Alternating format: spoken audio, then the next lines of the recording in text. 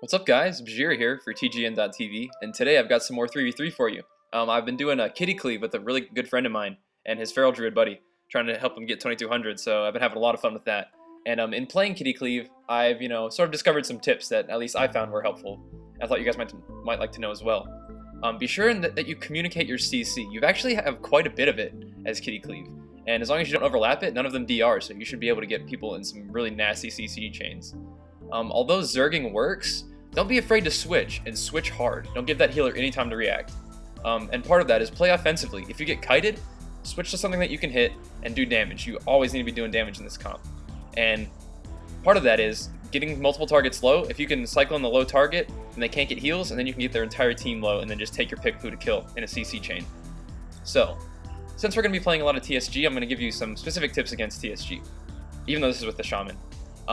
We'd like to go in the DK because DKs do a ton of damage, but if you can pressure them, they'll have to Death Strike in order to get their health back instead of using whatever offensive abilities they can use, so we go in DKs, and they're kind of squishy.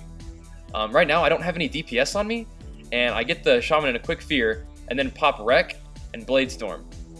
And it doesn't really take much to get that kill, because they're bunched up, got a lot of damage on them, get a few CCs on them, just enough time to interrupt his casting, and then you can get a kill really fast, especially if they're not paying attention. So I really like kitty cleave. I like melee cleave anyway, but the amount of CC that we can pump out as kitty cleave is just awesome, really. And you can I make mistakes in these games, and you'll see them, and I'll show you what I did wrong. And our pressure is still enough that we can win the games. Right here, this TSG comp is trying to go just Zerg mode on my healer. So what we're gonna do is we're gonna hop in the middle and slow them down and disrupt their opener. Meanwhile, getting an insane opener of our own. So I slow the warrior, stun the DK, pop my Rex Storm on both of them. Everybody gets low, but they're zerging our shaman pretty hard. So we need to peel, and I'm only peeling with damage right now because I don't really feel like disarming. So I'm gonna throw them down. Both Spirit Link totems have gone down, so everybody's trying really hard to keep their team up. However, our opener is such that we've gotten them to blow way more defensive cooldowns. As a team, they're lower than us. We've got their Shaman pretty low in a Cyclone. We've got their DK continuously taking damage. So yeah, we've gotten them to blow all their defensive cooldowns, and our pressure is just way too much for them. And their DK ends up going down, and their Shaman is still only about half health.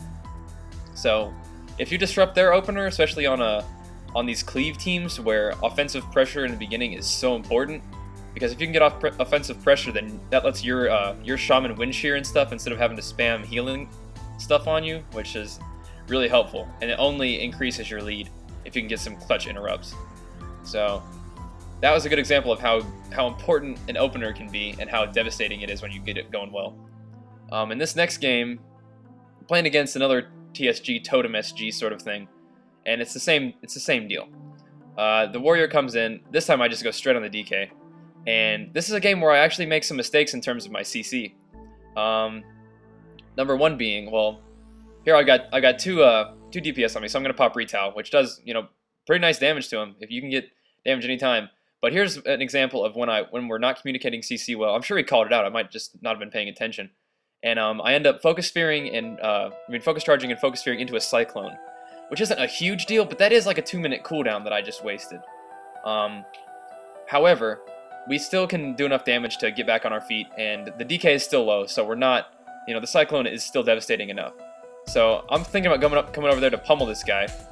I think I pummeled nothing. I was like, I'm coming over here to pummel you, so I'm going to pummel something. So I just pummeled him when he wasn't even casting. Right here, I get Hexed, and they're both on my Shaman at this point. I'm sitting in my Hex, get out of it. Shaman's really low.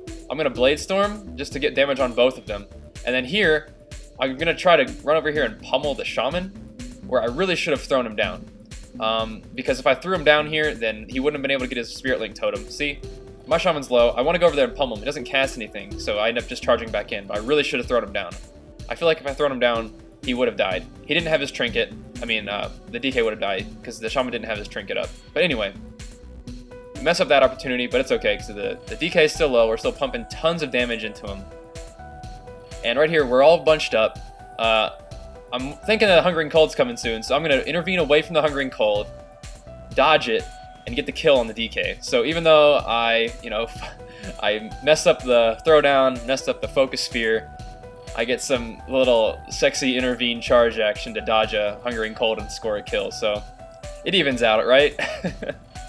Yeah, I really love kitty cleave. I like melee cleave anyway, but man, this is awesome. So yeah, better CC on my part would have landed us a kill, way earlier in the game. If I would have gotten that fear off, and definitely if I would have gotten that throwdown off, then we would have scored a kill much faster than we did. However, really good damage on our part and a little bit of cuteness on my part with the intervene charge scored us the kill. So this is a game where I make even more mistakes. Can you believe it? Against the priest comp, especially as melee cleave, we start on the DK, which is fine against TSG, and we probably could have gotten a kill this way if we just were a little bit more focused. But honestly, if you see a priest as kitty cleave or any melee cleave, just zerg that priest. We're gonna get everybody on their team low, and I'm thinking like these guys have a priest, no problem, we're gonna win this game. But my overconfidence and my cuteness actually makes it much closer of a game than I would have liked. So the warrior and the DK are both at about half health. Well, DK is lower than half. DK gets around the pillar, so I'm going to charge the priest. That's what I mean by, if you can get on something, get on it, because you can hit everybody. You can hit anybody on the team, really, in this comp. One thing I don't recommend is what we do here, and you'll see. We're going on the priest. He pops his barrier. For some reason, I decided to switch to the warrior here, because we haven't been on him all game, and he's still low. So I switched to the warrior, which gives the priest time to heal himself up, heal his DK up, and the warrior is still low, but we're not even doing much damage to him. Probably because I don't have a rend on him because I'm a noob. But anyway, for whatever reason, we decided to switch to the warrior, which is not really that good of an idea. So their team is able to get topped off pretty much while we're trying to hit the warrior. We do get the priest in a cyclone, but then we get Hungering Cold, and the priest just continues to top his team off. So I'm thinking this is not cool. But my shaman starts to run around the pillar, and LOS both of his warrior and his DK. And the warrior's still low, so I'm trying to start peeling the priest back here. I probably pummel into his aura mastery because I don't have a throwdown or a fear. Nothing to. I could have maybe heroic leap charged him to keep those heals off. That's like the only thing I could have done differently.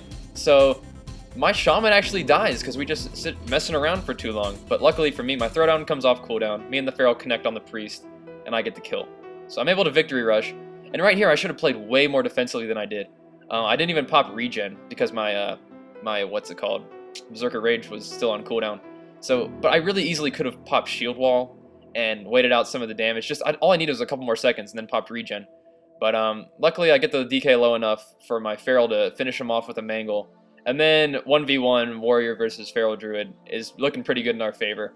So of course, our super clutch kitty Morningwood is able to finish off the warrior and secure us the win. So even though we got super cute in that game and played it pretty poorly, we were able to get the win luckily for us. So in that comp, I would say CC the warrior and just zerg the priest and and switch to the DK if you need to. Guys, I'm having tons of fun with Kitty Cleave, and I've got some more games from this particular night of playing, which is our first night playing together, and I will be putting those out pretty soon. So thanks for watching. This has been Bajheera for TGN.TV, and I will see you guys next time.